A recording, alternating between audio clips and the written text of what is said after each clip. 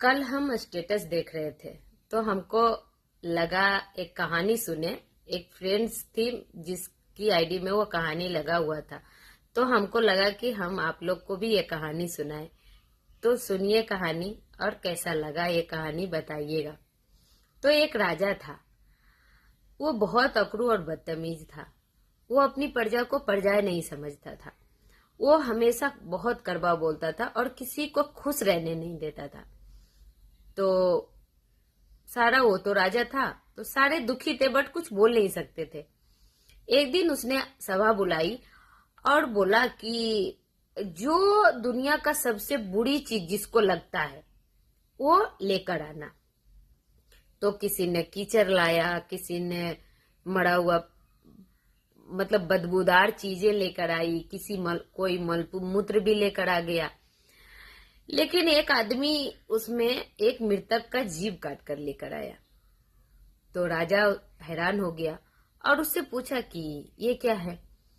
तो वह आदमी बोला कि महाराज, ये वो जुबान है जिसने कभी किसी को सुख नहीं दिया, कभी किसी को ठंडक प्रदान नहीं की अपनी आवाजों से, और इतना कड़वा बोला कि हमेशा जो इसका जुबान से जो आवाज सुना वो दुखी ही हुआ, खुश नहीं हुआ।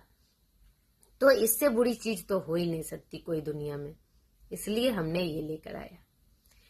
राजा फिर सुबह उठा और फिर दूसरी सभा बुलाई और उसमें बोला कि जो सबसे कीमती चीज हो वो लेकर आना। तो अपने हिसाब से सारे लोग जो भी हुए वो लेकर गए। कोई गहना लेकर गया, कोई चांदी लेकर गया, कोई सोना लेकर गया। बट वो आदमी फिर से कोई मृतक का ही जीव काट कर लेकर गया। तो राजा पूछता है कि आज ये जीव क्यों? तो आदमी कहता है कि महाराज, ये जीव ऐसा ही है, ये जुबान ऐसा है जिसने कभी किसी को बुरा नहीं कहा।